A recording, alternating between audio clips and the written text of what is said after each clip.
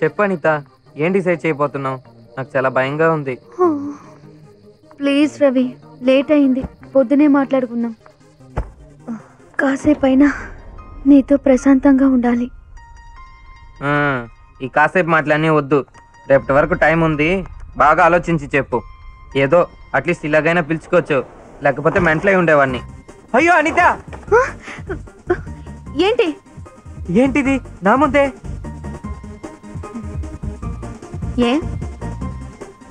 ఏంటి తప్పు? నీ ముందేగా మార్చుకుంటున్నాను.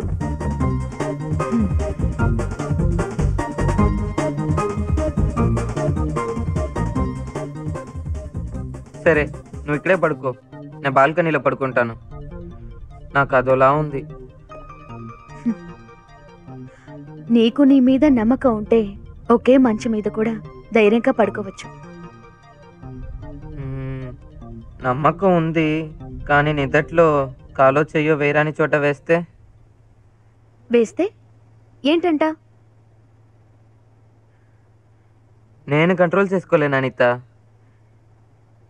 ఏదైనా జరగరాంది జరిగిపోతుంది. జరిగితే ఏంటంట? మనసే ఇచ్చాను, నన్ను ఇచ్చుకోనా ఏంటి? అనిత! ఏంటి, నేను ఇలా మాట్లాడుతున్నానని ఆశ్చర్యపోతున్నావా?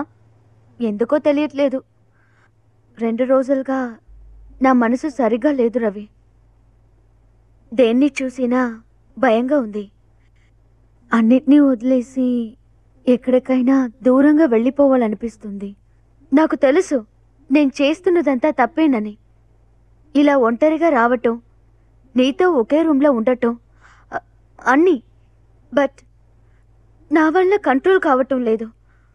నన్ను మించి ఏదో శక్తి నన్ను లాగుతుంది. నా మనసు ఎటో పరుగులు తీస్తుంది రవి. సిగ్గువిడిచి చెప్తున్నాను, ఈ నిమిషం నీకు వైఫ్గా ఉండాలని ఆశపడుతున్నాను. రియల్ వైఫ్, మనసుతోనూ శరీరంతోనూ. ఇంతకాలం నువ్వు మాత్రమే ఇలా ఫీల్ అవుతున్నావు. ఇప్పుడు ఫస్ట్ టైం నేను ఫీల్ అవుతున్నాను. అనిత, ఏదేదో మాట్లాడుతున్నావు. నువ్వేనా మాట్లాడేది? ఊరికే తగిలితేనే మండిపడతావు. అందుకని లవ్ చేయగానే లొంగిపోతారా? ఇంతకుముందు నీ మీద నమ్మకం కలగలేదు, ఇప్పుడు కలిగిందా? ఇప్పుడు నా రవి ఏం చెప్పినా వింటాడు, ఉద్యోగం చేస్తున్నాడు, సంపాదిస్తున్నాడు.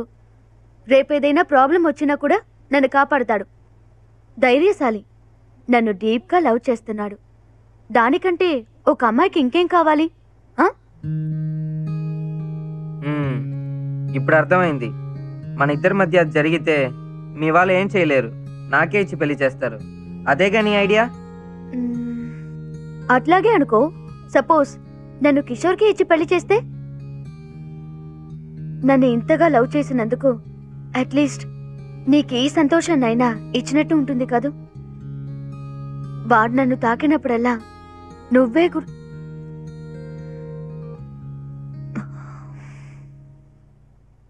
ఏంటేంటో వాగుతున్నాను కదూ. నాకు పిచ్చి పట్టింది రవి.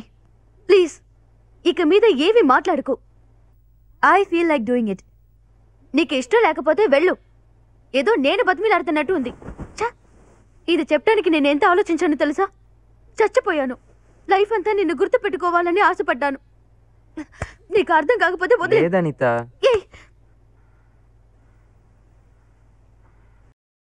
అంతా కలలాగుంది, నమ్మలేకపోతున్నాను.